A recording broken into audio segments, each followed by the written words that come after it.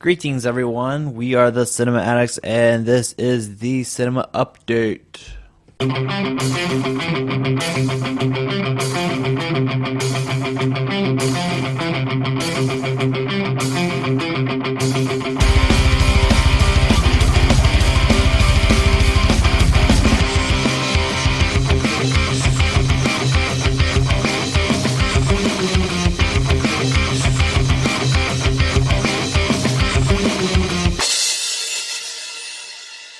First up, as usual, we have Box Office Robbie with his box office report. So let's see what did well this week and see who didn't make the list. So I'm wondering who made number one. So here's Robbie.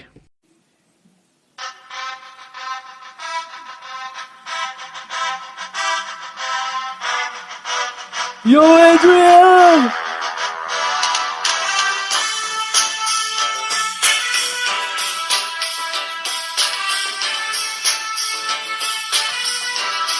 This is Box Office Robbie, and this is your box office report. Alright, so let's get into the thick of things. This week, we had a couple new releases, and this is the top 5 movies of the weekend, October 2nd through the 4th. So, number 1 this weekend, and no surprise, The Martian. The new Matt Damon sci-fi film opened at number 1 with 55 million. Falling to number 2 this week, but still with an impressive weekend tally, is Hotel Transylvania Part 2. It pulled in 33 million this weekend for a total of 90.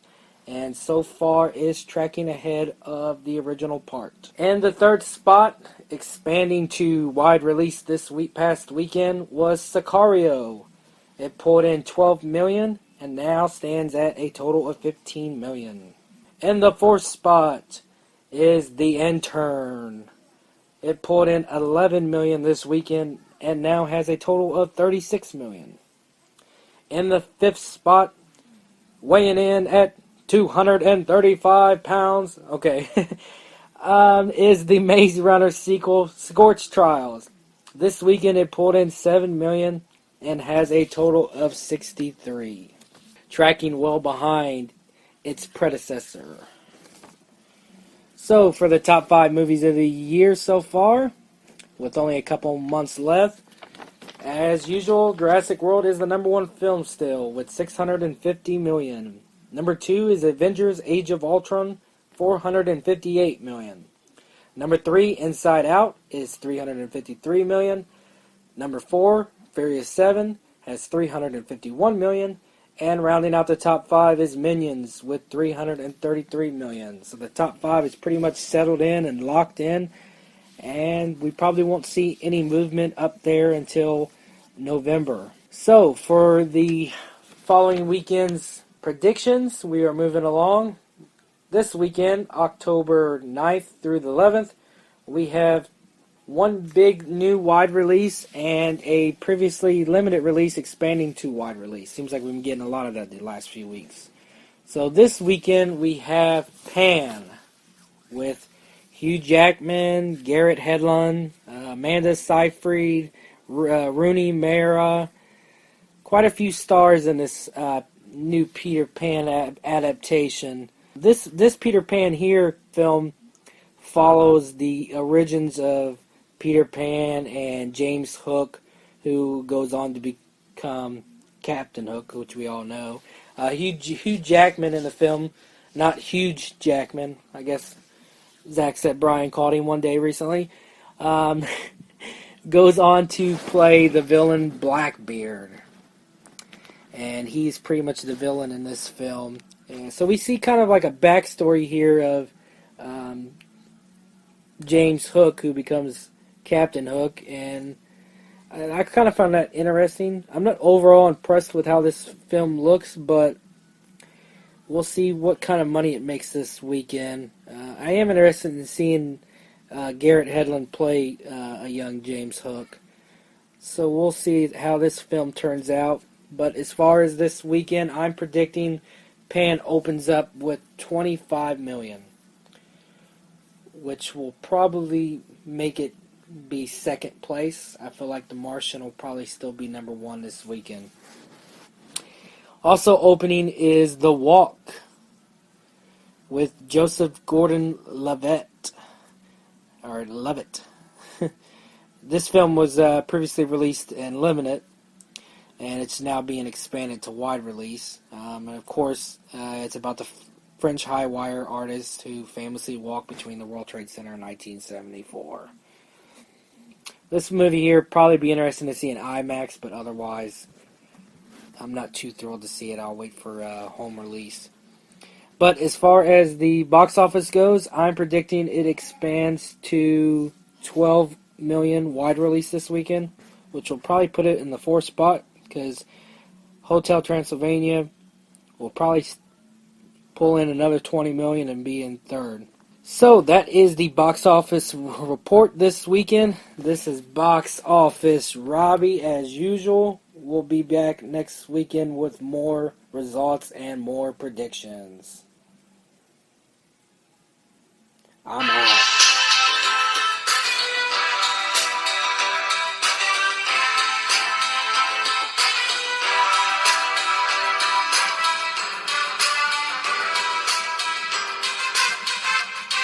I am not surprised at all that The Martian made number one this weekend. I actually got to go see this film, and later on I will review it when we do our whole little movie reviews. I thought the movie was great. There's no doubt in my mind why this movie did so well. But next up, if you can guess it, if you guys listen every week, is the movie news. Welcome to Eyewitness News at 6 with Susan Ortega, Evan Baxter, Fred Donahue, Sports, Dallas Coleman, Weather, and now, Buffalo's #1 news team. Good evening and welcome to Eyewitness News at 6. I'm Susan Ortega. And I'm Evan Baxter, and here's what's making news. A potential scandal with the Buffalo PD surfaced today when the mayor demanded that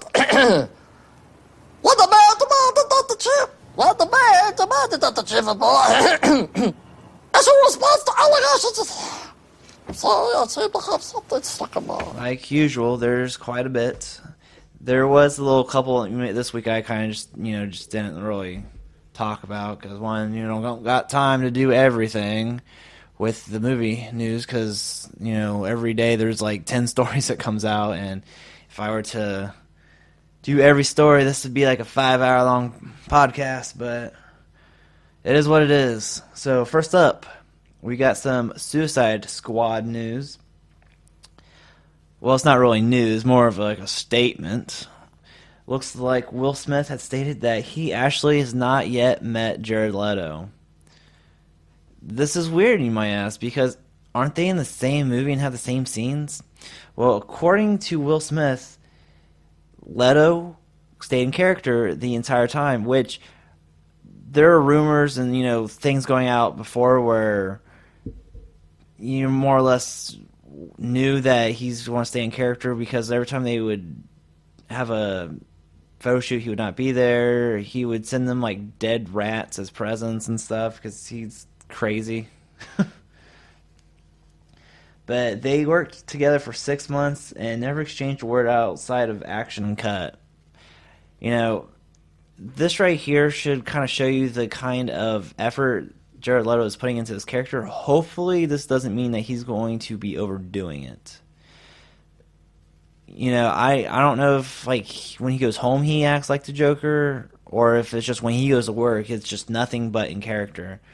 Hopefully that's the case, and when he goes home he's not trying to murder people and whatnot and have crazy murderous Joker dreams at night. But he had said before that he's going to be locked away in a room for a while, which I'm guessing he locked himself up mentally as Jared Leto and was the Joker 24/7. So it's going to be pretty interesting to see what kind of performance he has. Jared Leto is a great actor, has an Oscar. He's actually in a band that does pretty well.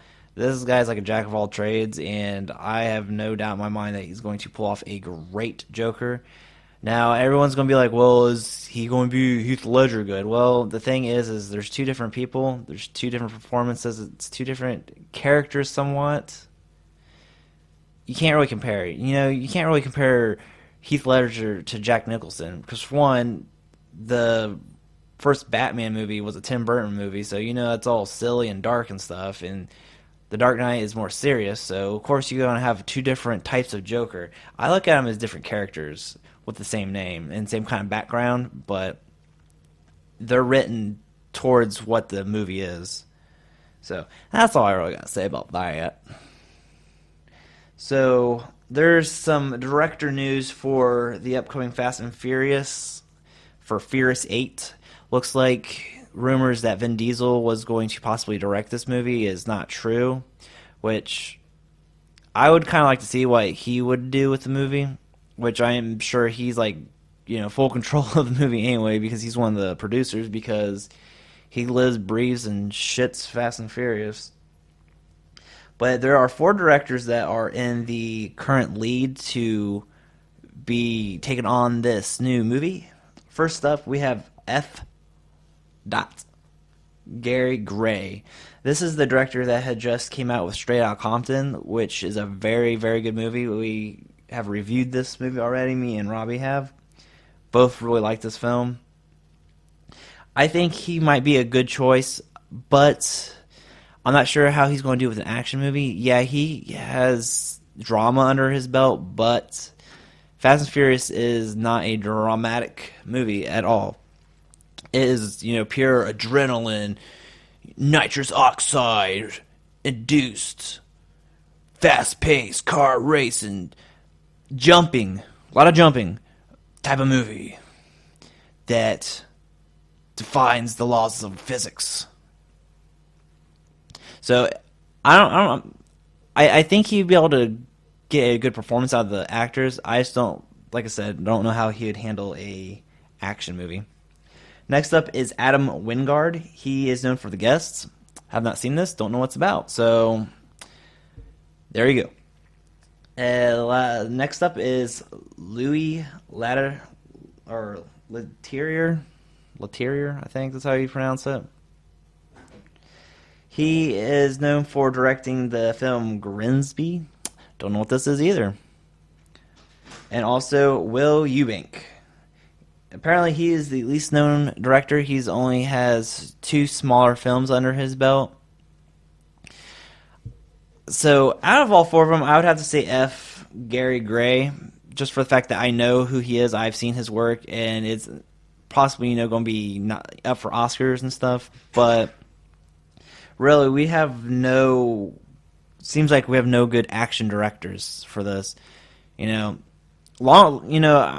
Talking about action directors, as long as Michael Bay is not considered for the new Fast and Furious, because he's going to somehow, tie the movies into Transformers probably, Michael Bay, can't trust that guy. That's going to be hilarious. Vin Diesel's going to be in a car race, and it's going to start turning into a Decepticon trying to kill everyone. I would like to go see that spoof movie. Just saying. Another news, we got a little bit of Star Wars news. Only doing one Star Wars article this week. There has been a new character that has been released through a toy line and everything for the upcoming Star Wars Episode 7, The Force Awakens. Looks like there's this new X-Wing pilot. His name is Elo Asti. And I bet you guys can't guess what he is named after. Give up. The Beastie Boys. J.J. Abrams is in love with the Beastie Boys. He seems to be incorporating the Beastie Boys in all of his films. Star Trek, there's that whole scene with what's his face? Kirk, where he's a young kid. He stole this car and they're playing Sabotage, which is a Beastie Boys song. And I'm pretty sure he played another Beastie Boys song in Star Trek 2, but I can't remember exactly which song it was. But anyway, this character is named after a Beastie Boys album, Hello Nasty. They just dropped the H in the end, so it's Hello Nasty. Hello Nasty. Also on the helmet off to the side, there are some characters. I forget what language it is, but it's one of the Star Wars languages. Someone on Twitter actually translated what that says on the side of his helmet. It says Born to Ill, which if you're a Beastie Boys fan, you know that ties to the Beastie Boys. So I think that's pretty cool that he's able to incorporate some of the things he loves, just like how he incorporated like R2-D2 in several different scenes in Star Trek. I think it's really cool. It gives his little own touch, and I don't know. I like that. I like that kind of stuff. Next up, we have a little Avenger news. It's not real news. It's old news with Age of Ultron. Looks like Loki was supposed to be in this film. There was a scene where Thor goes into a jacuzzi cave, I like to say.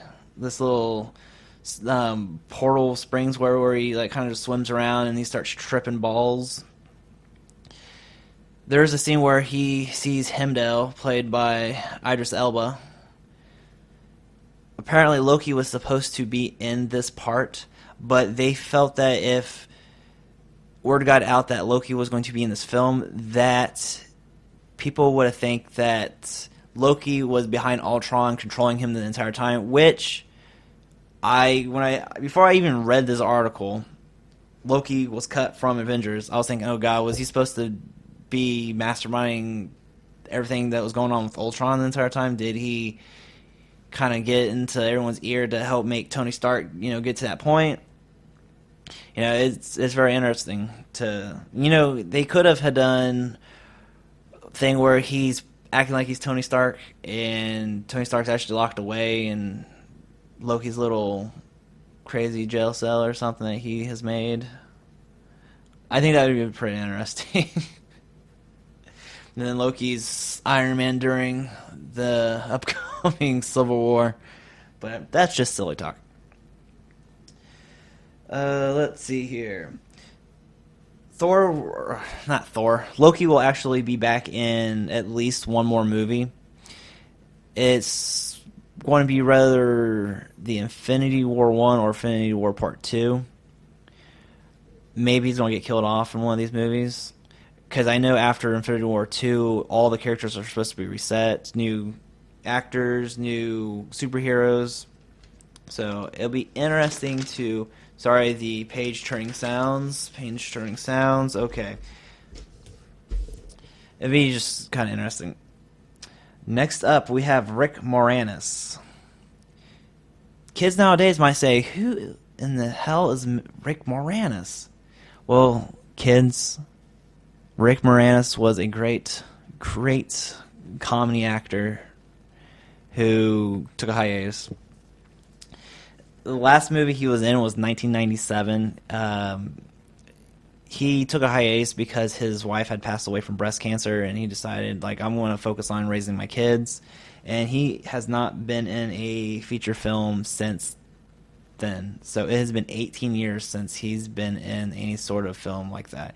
Now, he has done voice work here and there, but, his personal being, his presence has not been on film for the most part. Looks like he was approached to do a cameo for the upcoming Ghostbusters film, but he says it makes no sense for him to do it. He doesn't understand why shoot a scene for one day for a movie that he did 30 years ago, which I don't understand. It would have been really cool if he would have, because the other original cast members are going to be there, the living ones. Even Sigourney Weaver is going to make a cameo, but, Sigourney Weaver just pops up everywhere, So I would like to see him actually come back and do some great comedic roles. He says that he's not retired. It's just if he finds a script that he's actually interested in, he'd be more than willing to actually be part of it, which I hope that does happen one of these days, because when he comes back, I think he's going to come back with a vengeance. speaking of vengeance, well, not really. We have some more news with Prometheus 2. Looks like there are going to be some new explorers that are going to be added to the film. Elizabeth Shaw and David will be joined by these new travelers in the first act of this film because you need more people to die. That's pretty much what it comes to. You got to have more characters that can get killed when they go see the engineers. The movie's going to be a very boring horror sci-fi film if it's just Elizabeth Shaw and David just sneaking around trying to figure out the secrets of the universe and no one dying. Maybe David malfunctions, but people are not going to be like, oh my god, there's so much gore, there's gears everywhere, and robot juices. So you got to have more people to add to the scariness and dramatic and craziness that's going to end up happening. It's going to be kind of interesting to see how these people are going to be introduced.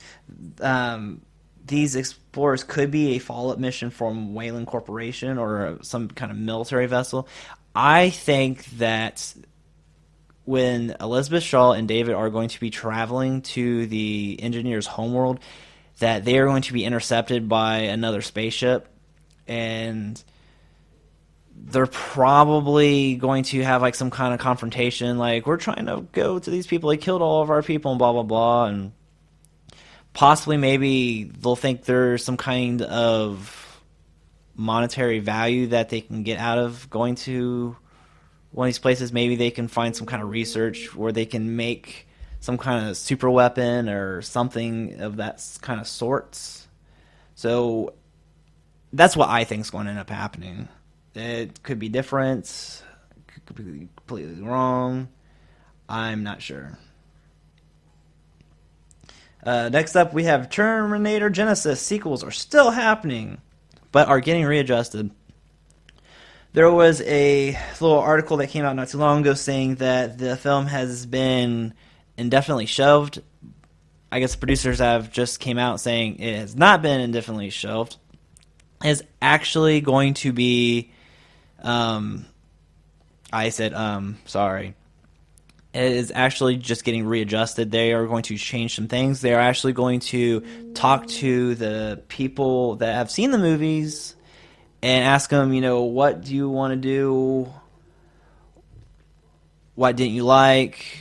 That kind of stuff to hopefully make a better film, which they should have done in the first place. I'm sorry. They need to get some freaking writers in there that actually love the Terminator series instead of just people that want a freaking paycheck, but that's neither here or there.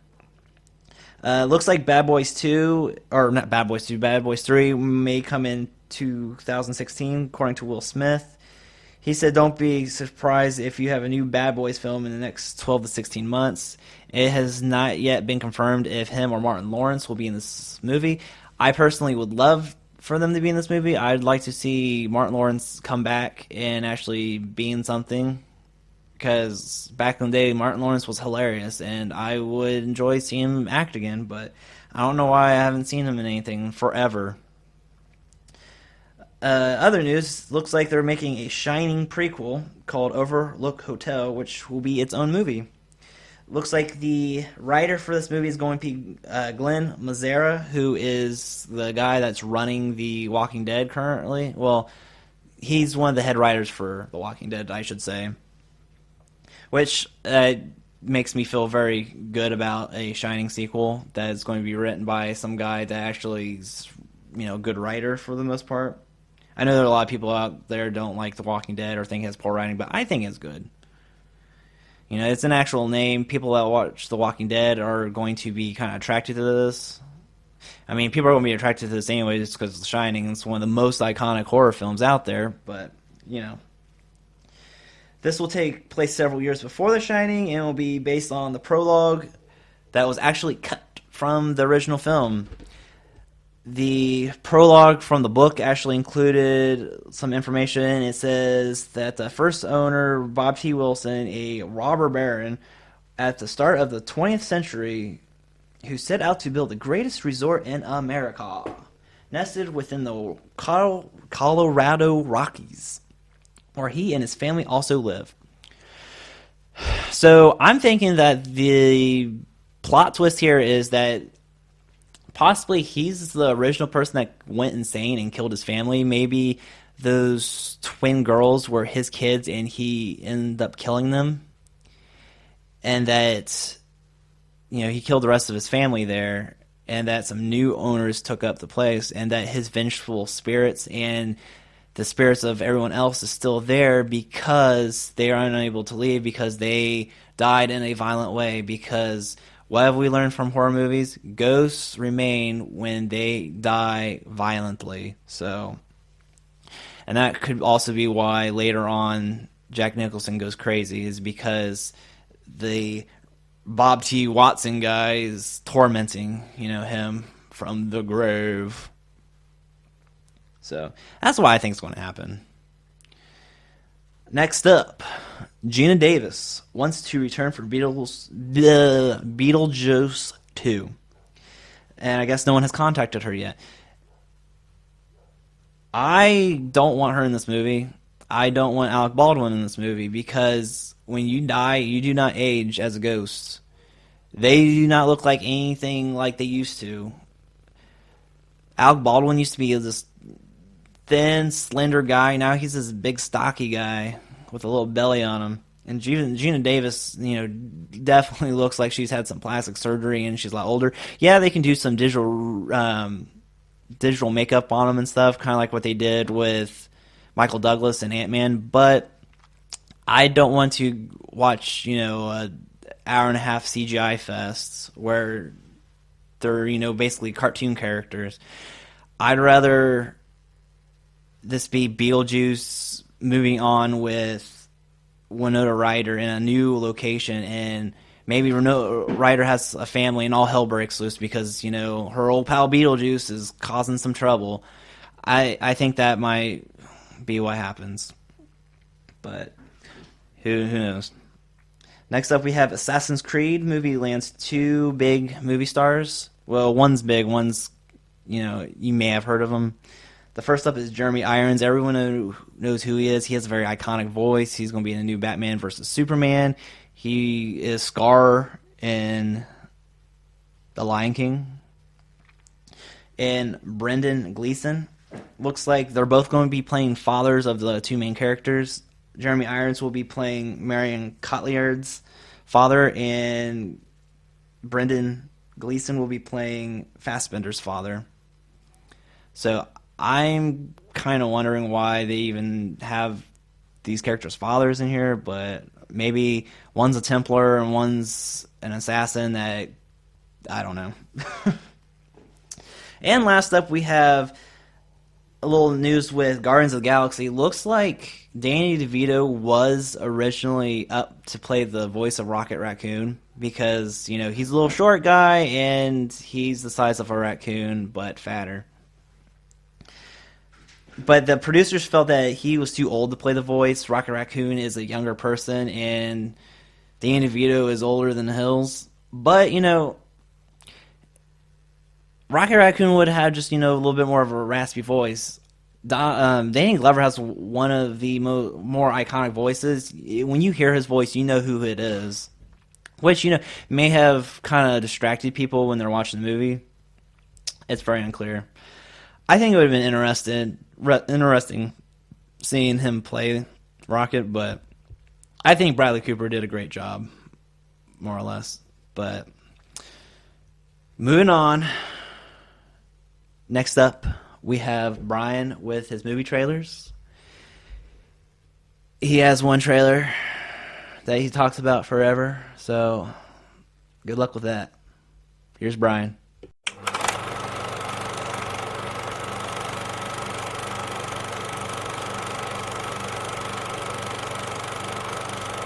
Okay, so the movie trailers this week really didn't have much at all. I kept holding out to record this because I was hoping some more movies would come out. There was a few, or not a few, maybe a couple movies that I seen also, but they were really small budget independent films that was released, like very limited, so it really wasn't worthy to discuss about. But there was one trailer that came out last week that's really, really good.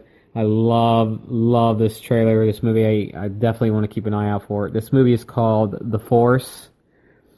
So, and I found out some interesting things about this movie. It stars Natalie Dormer. She's also the actress that plays in Game of Thrones. And she's played in other movies too. I guess she's in the Hunger Games too. I think I've also seen she plays in the movie Rush. She's doing a heck of a performance. This trailer, she's doing a heck of an acting job. Basically what this movie's about is there's a forest over in Japan. Two different names they call it. They call it the Sea of Trees or the Suicide Forest. And Natalie in it, she has a twin sister, and she up and just mysteriously disappears. No one knows where she went. And somehow she finds out that she went over to Japan to this suicide forest. So only one thing comes to mind, she went over there to do suicide. So the movie is about her going over there to Japan, to that forest, to find out where her sister's at, and pray to God that she's still alive.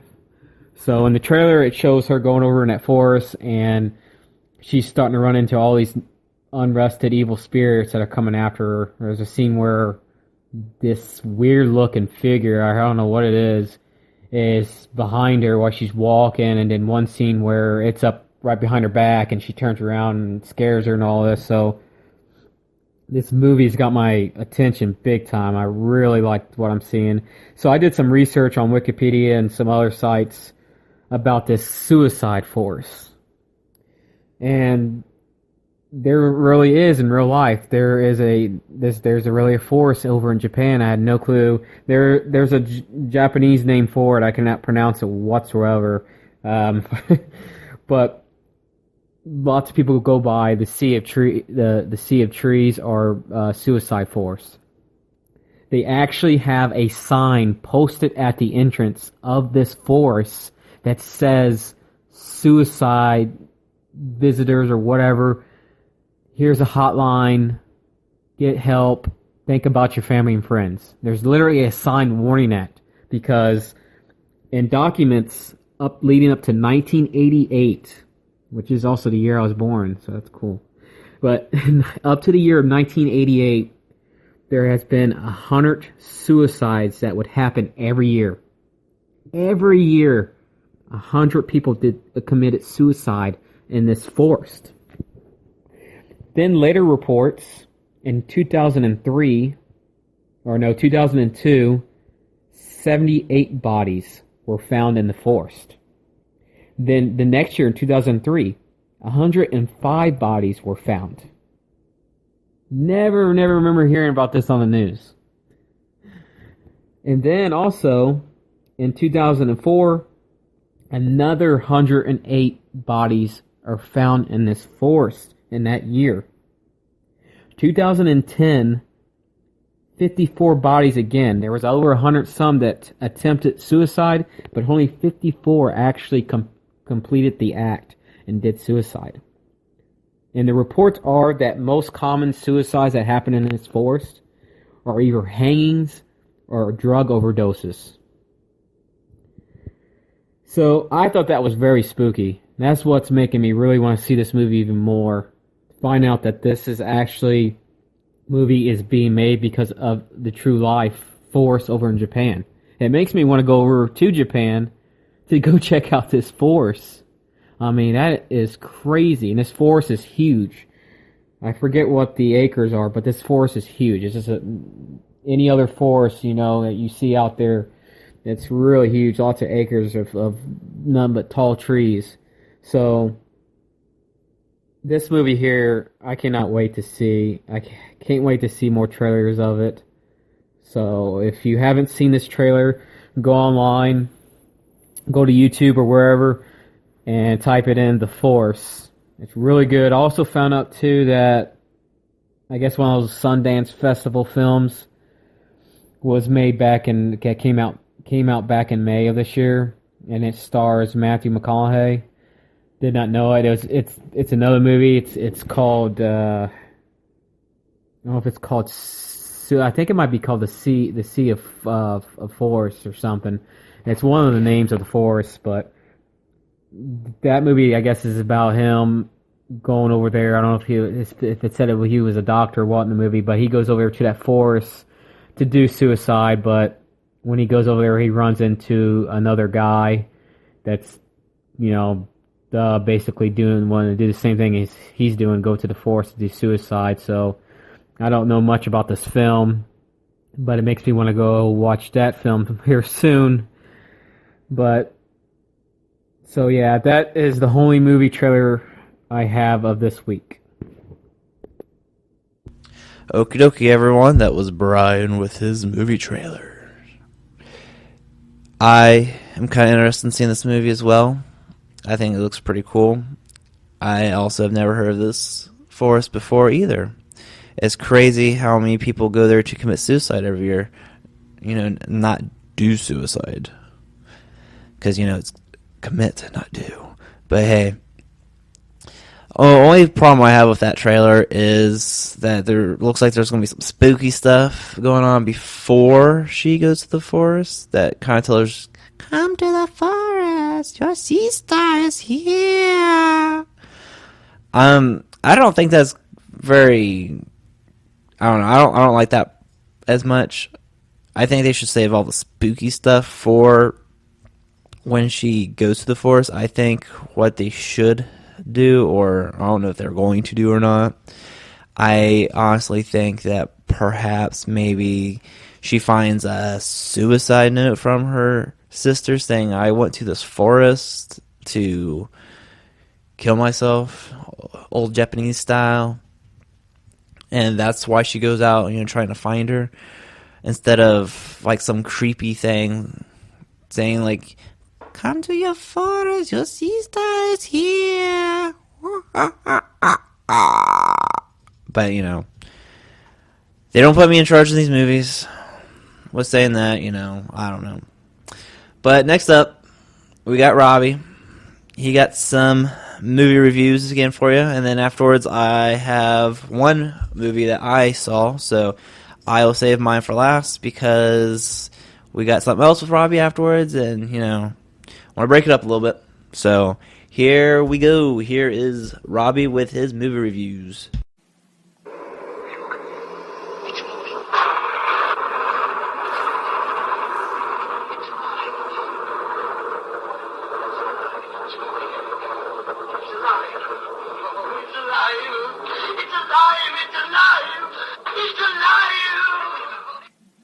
Alright, it is Box Office Robbie. I'm here with some more movie reviews.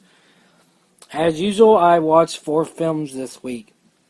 So, first up, I watched The Visit, directed by M. Night Shyamalan. In my opinion, I think this is probably his best film he's made since 2004, The Village. I don't think it's as good as The Village, and really I'm not that big of a fan of The Village either.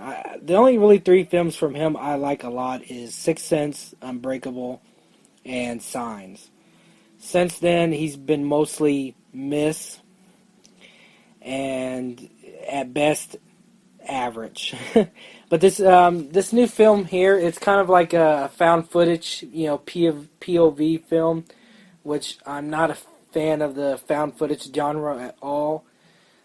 Cursed the day they ever released the Blair Witch Project, which kind of started this whole crazy genre that they seem to not be letting go. I understand that film back then shocked everybody and made more money than it ever should have. So everybody's like, oh, let's make a found footage film and hope it'll break out and be a huge success like the Blair Witch Project did. Not the case anymore. Most of these films bomb. Everybody's pretty tired of them. This one here, though, actually was pretty successful at the box office. It's actually the highest grossing horror film so far of 2015. Hopefully that'll change soon with a little film called Crimson Peak in October here. But this film now, it's basically about 2 kids that's going off to see their grandparents. They're actually going to meet and stay with them. They've never met them before, have no idea what they look like. Apparently, I guess, Their mom never showed them any pictures of what their grandparents look like. So, their mom is like going off on vacation in this film, and the kids pretty much go stay with the grandparents for a few days. And when they get there, everything kind of seems all gravy, and they're typical nice grandparents. But as soon as like the night falls at nighttime, they seem to, especially the grandma, she seems to have like these up all night, can't sleep, walking around. She's throwing up. Next thing you know, she's crawling around crazy, and she's walking around with a knife. So the kids start to really question, what's going on with their grandparents. And when they question them, like during the daytime, like they question the grandpa about some of the things the grandma's doing, and he's blaming it on sundowning and Alzheimer's, things like that. And same thing when they question the grandma about things that's, the grandpa's doing weird. She's kind of, basically blaming it on old age. So that's kind of how the film goes, and it kind of slowly builds a little bit, and eventually things start to get a little more terrifying. And then, of course, with all M. Night Shyamalan's films, there's always a plot twist at the end, and that is the case here in this one too. I started to gather about maybe a little past halfway through the film that this twist that was coming was probably what I was thinking, and it turned out to kind of be what it was. The twist is kind of good, but all in all, this film is kind of just average to me. It's got a couple good jump moments, but overall, there's nothing really ever truly terrifying and scary about this film at all. And I wasn't crazy about the whole POV filming. Like I said, I've never been crazy about the found footage genre. So overall for The Visit, I gave 6.0 stars. Better than his recent films, but still not good enough. Next, I viewed this little film that probably most people's never heard of. It's called Turbo Kid. It's a action horror sci-fi film. This movie's kind of like a throwback to the cheesy B movies of the 1980s. Like the cheesy, gory sci-fi films. I love the soundtrack to this movie. As soon as it comes on, the soundtrack hits you loud and clear. It feels like a throwback to great cinema scores of the 80s and great soundtracks. You get the feel of like some of that John Carpenter type music. The score is just piercing. As soon as you hear it, you're like, oh, this is awesome. So I really love the score and the soundtrack to this film. I actually think this is a pretty good, entertaining movie. I love how it's a throwback to those old gory sci-fi cheesy films. This is a cheesy movie, but if you love some of those old cheesy movies and you appreciate them, you'll really like this movie. So if you're a fan of a lot of horror films in the 70s and mostly 80s that a lot of probably younger kids and young adults these days probably have never heard of or seen, then you'll really like this film Turbo Kid. It's basically post-apocalyptic. It's kind of like after the end of the world, and the movie kind of reminds you of like Mad Max quite a bit, but but Mad Max more on like bicycles. It's a very good film. I gave it a 7.5 stars out of 10. I highly recommend it. But at the same time, like I said, if you don't like those kinds of cheesy old sci-fi horror films, then you might not like this. So it's probably not everybody's cup of tea, but it was definitely mine. I enjoyed it. I like it. I recommend it, especially to people who grew up watching 80s films. Next up, I watched Entourage. It's the film off of the HBO series. They're kind of doing what like Sex and the City did. They made a big box office film of it. The whole entire original cast is back. Kevin Connolly, Adrian Greener, Kevin Dillon, Jerry Ferrera. I also forgot about Jeremy Pivens in it. Also, I didn't watch the HBO show, and I know it was a hit show not too long ago. So I didn't watch the show, so I really can't compare this movie to the show. But going by what I've read, if you like the show, you'll probably like this movie a lot.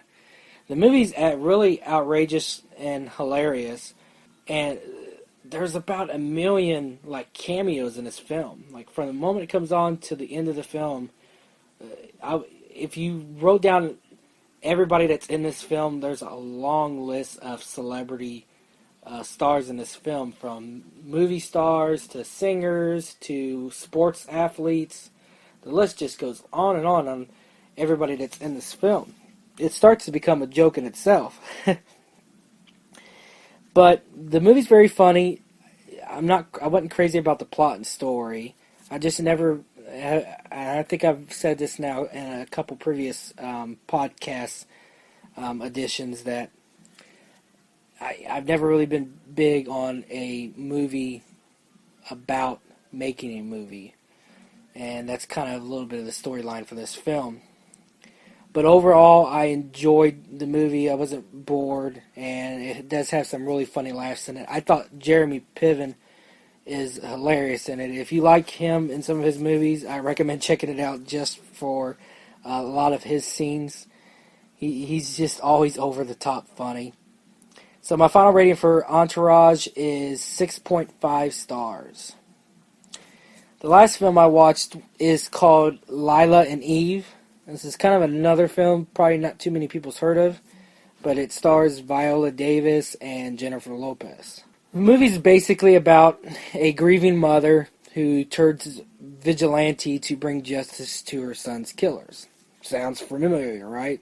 Especially if you've seen the Death Wish movies. It also kind of, for some reason when I think of Death Wish, I also think of Gary Busey and Eye of the Tiger. Not sure how many people have seen that old 80s film, but it's one of my favorite from Gary Busey. So her son in the beginning of this film is shot and killed by some guys that just pull up and do a drive-by. So she's kind of a grieving mother, goes to some counseling classes with other grieving mothers, and there she meets Jennifer Lopez, who also lost a child. And they pretty much kind of team up together to go find some answers and bring her son's killers to justice. This film here also has a surprising plot twist. You would, when you get to it, you'll be thinking that M. Night Shyamalan is directing this film, but he's not. This one here, I looked at my wife. This plot twist here, I looked at my wife halfway through it and told her that I think this is about to happen. I said, I'm getting this vibe that there's a big twist coming. And I told her what I thought it was, and that's exactly what it turned out to be. So I called this one, I would be very intrigued to see if a lot of other people caught it, because it was kind of a little obvious to me. But I guess if you're not paying attention to some of the signs, you might not notice it. But I did. Overall, this is a very entertaining film. You're not bored in it. It's just not a great film, even though Viola Davis and Jennifer Lopez do a great job in it, especially Viola Davis. Her acting in it as a grieving mother wanting justice, you just really connect with her and feel, her pain that she's going through and wanting justice for, her son's killers. I would be in the same position if something happened to one of my kids. But at the same time, as the movie goes on, it starts to get a little bit corny, I think, and then you add in the plot twist. So it's not a powerful film like it could have been, but there are definitely powerful moments in it, especially with Viola Davis. Some of her acting in it is pretty good. So my overall rating for Lila and Eve is 6.75 stars. It's a pretty good, solid film. Not a great film, but I definitely recommend checking it out. So that is my movie reviews of the week. This is Box Office Robbie. I'm out. Okay, everyone, that was Robbie with his movie reviews. I'd be kind of interested in seeing what the visit is like. I hope that M. Night Shyamalan's starting to come back because, we all miss his earlier films. Just saying. Also, Turbo Kid, I've seen most of this movie from what I didn't fall asleep for. So, yeah. But the movie I saw this week was a new release. I actually got to go see a new release for once. This movie is called The Martian. I actually read the book before going and seeing this movie. I felt like this movie did the book justice, really good. I thought the story was really great. It was more original, but yet not. It's another one of those movies where someone gets stranded somewhere. But with this movie, he's not just stranded. They actually, want to save him or know that he's stranded and know that he's alive. I know the only other movie that comes to mind right now is Castaway. But in Castaway, they just assumed that Tom Hanks was dead. In this story, they find out that, spoiler alert, that Matt Damon is live through different satellite images, because on his base, which is called the HAB, different stuff is getting moved around, like the Mars rover that he has, because there's two. And this woman that works the satellites starts noticing this and reports it to the one of the main people that runs NASA. His name is Vincent Kapoor. In the book, his name was Venkat Kapoor. He was an Indian person, but I guess Chiwetel Ejiofor actually decided, hey, I'm going to be in this movie, so they made it Vincent, so they don't have to have an Indian person. Which is fine. I think he did a good job, but I'll get there after, I talk about the story a little bit.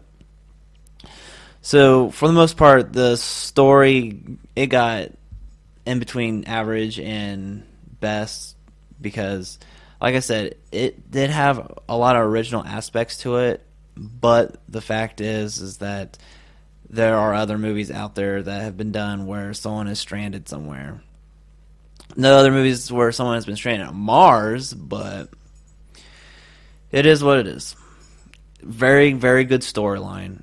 If you have not read the book, I highly suggest go read this book or go download the audiobook of it. It's very good. The audiobook is very well voiced.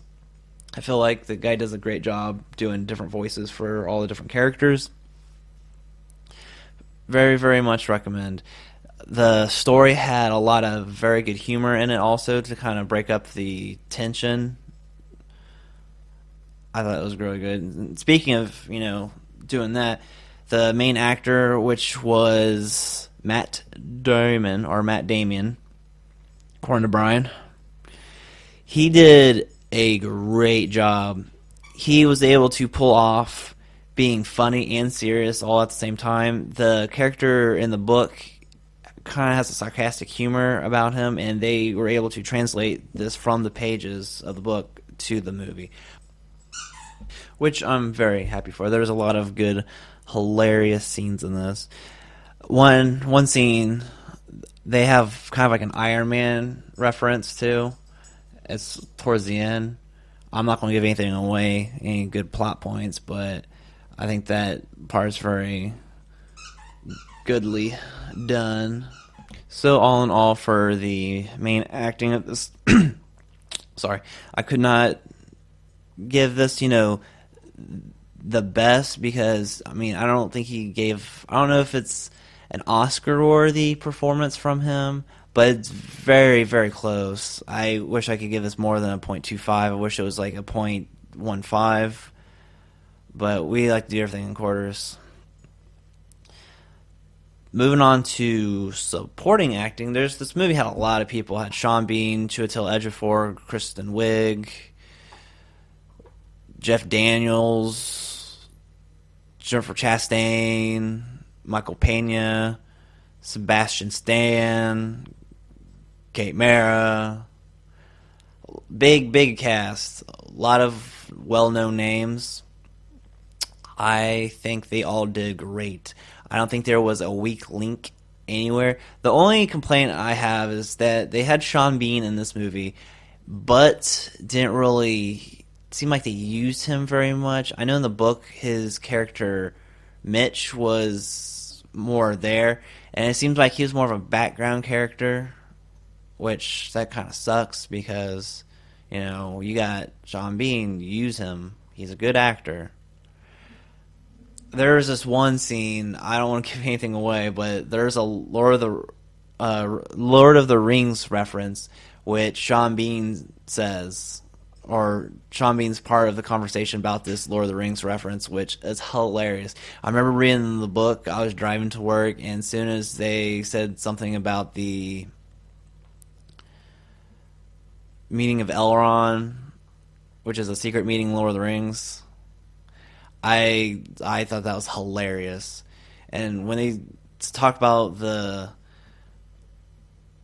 this one of the new projects in the movie, it's supposed to be like a secret project, and they call it Project Elrond because of the secret project from Lord of the Rings. And there's one person that says something about like, what's Elrond? And then Sean Bean's like, oh, that's a secret meeting in Lord of the Rings. And I thought that was hilarious that he was the person that brings that up. And sorry if I ruined that for you. I just really wanted to talk about that part because I thought that was one of the funnier scenes in the movie, which there's a lot. There's a lot of really funny scenes. Now the score, it's average. There's nothing really too great about it. There are some good parts, but I don't really consider the score. It's more of like a plot device. There are scenes where Matt Damon's kind of like grooving to disco, but that's because one of his crew members left behind a big collection of disco music, and that's like the only thing he has to listen to is nothing but disco music. I really wouldn't put that towards the score because that's, like I said, more of a plot device. It's not something in the background moving the story along. That's just a plot device. Now, special effects, I didn't take anything off for special effects. I thought they were very good.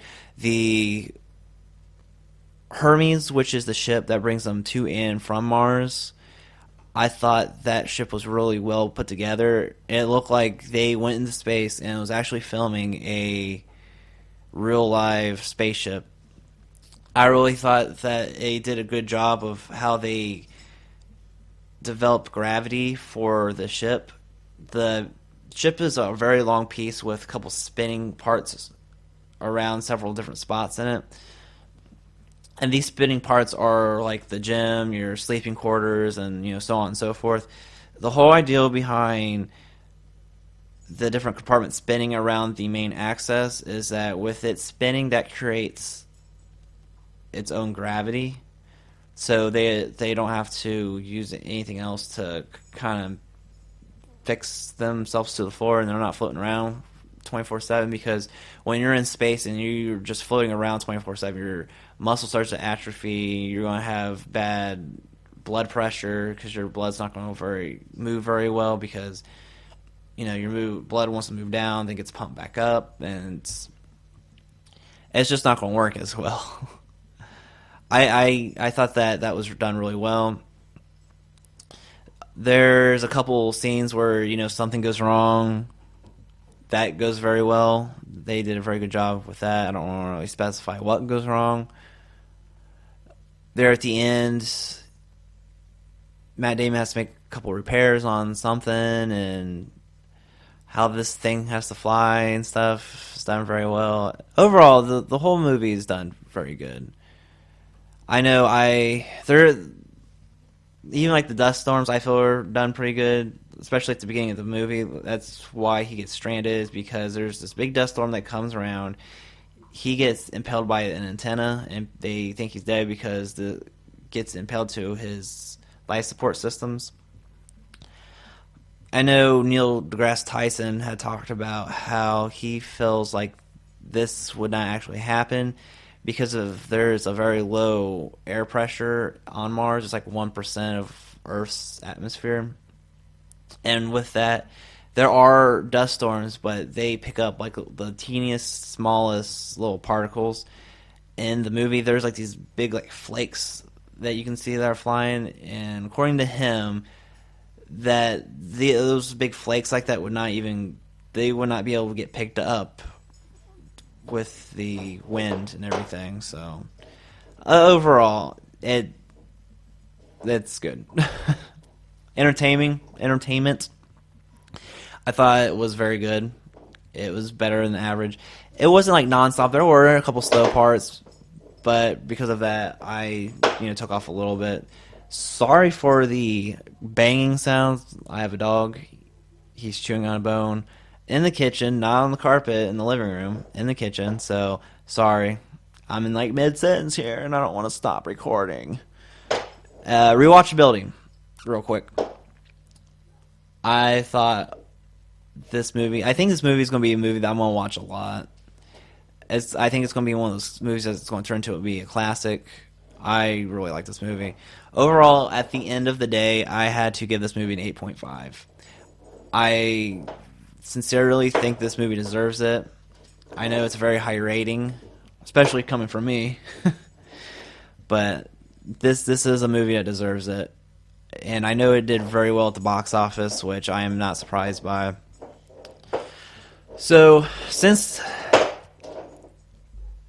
it's the month of October, we have decided to do our newly done top 10 list of October to be what are the top 10 horror movies that are must-sees. What top 10 horror films are our favorites?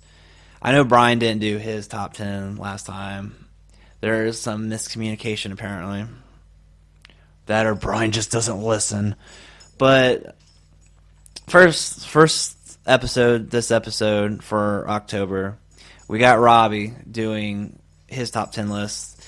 This would probably be the top 10 list to go by because he's more of the horror expert.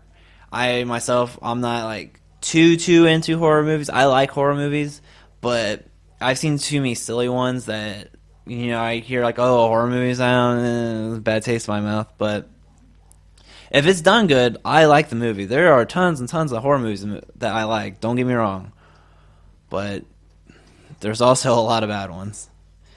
But if you want to see some good ones, here is the top 10 list of horror movies for the month or for the week. Because next week Brian's going to do his, and then I'm going to do mine, or I'm going to do mine next week, and then Brian, or I'll do mine next week, and then Brian will forget about it. But top 10 list, Robbie. Here we go. Hey everybody, it's Box Office Robbie, and I am here with my top 10 horror films of all time. 10 of my favorites. Pretty much my top 10 here is really hard to pick. I mean, I could give you probably 50 films easily that I'm crazy about throughout the years in the horror genre. But I feel real comfortable with my top 4 or 5. I think my second half is a pretty good, strong list of films itself. It's just, you could probably easily rotate films in and out. But I would say my top 5 is definitely 5 of my favorite films. So let's get into the top 10 list here. In the number 10 spot, I have the 1960 classic from Alfred Hitchcock, Psycho. This is one of the very first shocking horror films that ever came out. It really kind of pushed the boundaries in the horror genre, and Alfred Hitchcock landed a classic here that has inspired many future horror films, all the way up to Halloween, even Scream in 1996. And today is just, iconically one of the greatest horror films ever made. So, in the ninth spot, I have the Stanley Kubrick film, The Shining. Came out in 1980. Jack Nicholson's the star of it. Who doesn't love this film, The Shining? Red rum, red rum. In the number 8 spot, I have The Omen. Came out in 1976 with Gregory Peck. This is a great film. Don't know too many people that doesn't love the first Omen. I even like the sequels a lot. But the first Omen, the score, which they pretty much use in the sequels too, the score is just one of those cinema scores that it doesn't really matter what's going on in the film. When you hear that score, it's piercing, it's scary, it's terrifying. Love the Omen film. Look out for Damien 666 on his head. In the 7th spot, I have The Evil Dead, 1981, the original. I kind of went back and forth here with if I wanted to do the original Evil Dead or the Evil Dead sequel. I kind of consider both these films a tie. The Evil Dead sequel is almost just like a remake with better effects, but I really enjoyed the original Evil Dead for more of the horror side. It seemed like every Evil Dead sequel got a little bit more comedy into it, but the second film really blended the horror and comedy really well together, where by the time we got to the third film, Army of Darkness, it was pretty much straight up comedy and not too much horror, even though I enjoy that film too in its own. But the original Evil Dead does have a slight bit of comedy into it too, and it's cheesy, it's cheap made, but it is really well put together, and Bruce Campbell is amazing in it, and it's definitely one of my favorite horror films of all time. I have that at number 7. In the 6th spot, I have the sci-fi film that is actually a remake, but it came out in 1982, and it is from horror icon director John Carpenter. I have The Thing. Who doesn't love this film? Kurt Russell is amazing in it, and when this movie came out, you just knew that John Carpenter was really something special after some of his previous films before this, which most notable would be the 1978 Halloween. When he came out with this movie, The Thing, you knew this was a great director that was here to stay for years to come. In the 5th spot, we have zombies. My favorite zombie movie ever made is The Dawn of the Dead. Came out in 1978. George A. Romero directs it. The zombie icon director. Pretty much if a zombie film was being made, George A. Romero was probably directing it. And I really like the remake of The Dawn of the Dead, but the original Dawn of the Dead is just masterful, put together. The cast, which was mostly unknown at that time. Tom Savini's in it, who's the special effects makeup. He also has a role in it. He's great in it, and his special effects still to this day stand the test of time, and it's amazing what they did back then in the 70s and 80s. So Dawn of the Dead is at number 5. In the 4th spot, I have Wes Craven's A Nightmare on Elm Street, 1984. This was the beginning of Freddy Krueger. Wes Craven already had several cult classic films under his belt in the 70s, but when he made A Nightmare on Elm Street in 84, he really landed his greatest film he's ever made up to that point. And the reason why I say up to that point is because my favorite Wes Craven film is at number 3. In the 3rd spot, I have the 1996 film Scream.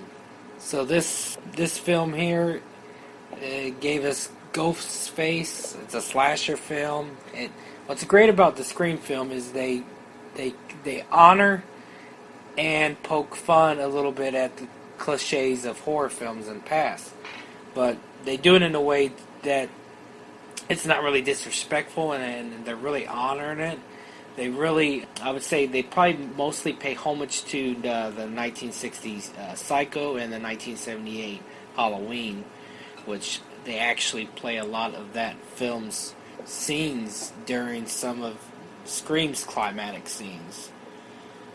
This is one of my favorite horror films of all time. I can watch this movie over and over and over. Alright, so moving on to the top 2. This is where it gets really close. In the 2nd spot, I have the 1973, probably considered to most horror fans, the most scariest horror film ever made. It is The Exorcist. If you want to watch a movie that is downright scary, when you watched it as a kid, when you watched it as a teenager, and when you watched it as a grown adult, it still is scary as hell to this day. Linda Blair did an amazing job in that film at such a young age. You just can't go wrong with The Exorcist. It'll scare the hell out of you every time. From the amazing soundtrack. That's one thing I haven't really mentioned yet. Most of these films in my top 10, if you really go through and look, they got great horror soundtracks, great cinema score. A lot of these soundtracks you could probably hum yourself, and The Exorcist is one of them. So now, moving on to my number one film of all time, and this has been my number one horror film of all time since I was a little kid. Here is a taste of one of its scenes. Here is my number one film.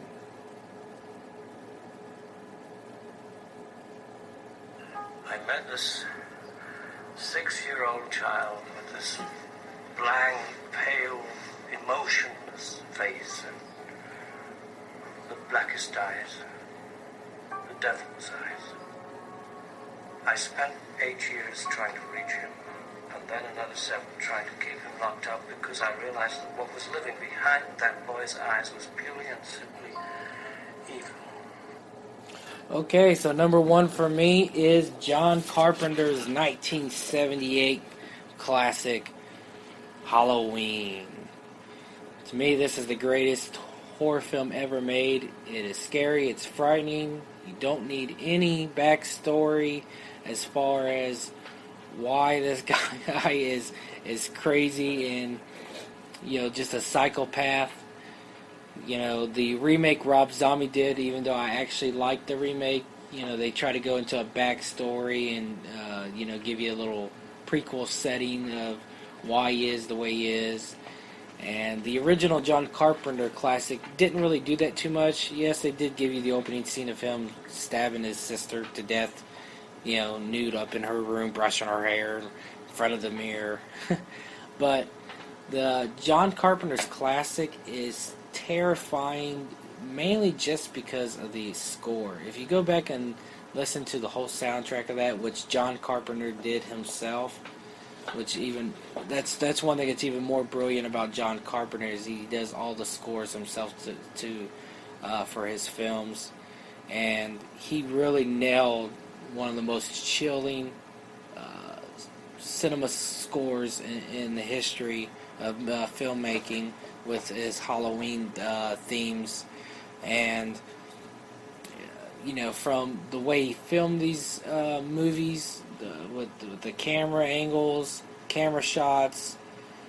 What's also amazing about the original Halloween is that when they filmed the movie, it really wasn't even around Halloween time. I believe it was like the month of April, and they actually colored a lot of the leaves themselves and made leaves and kind of threw them around and let them blow everywhere, and then they kind of had to regather them up to spread them out, and in a different shot.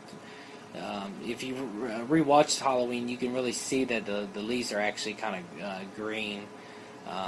But it's amazing how the film isn't even in the fall, setting, but they still was able to capture that time of the year. It's just an overall amazing film, from the beginning to the climatic ending. Donald Pleasance does amazing in it. Jamie Lee Curtis, it was her debut role, and her mother was famous for Psycho, so they're both kind of considered screen queens. But this is just an overall amazing film. I think most horror film lists you go to, you'll see this film up high on the list. For me, it's the number one film. So I will be interested to see what Zach and Brian picks for their top 10 list. This is mine. This is Box Office Robbie. I am out. All right, everyone, that has been the top 10 list from Robbie. And this concludes this week's cinema update. Come back next week. We'll probably have another episode on Wednesday or Thursday. We'll see. But either way, we'll see you guys next week. Peace.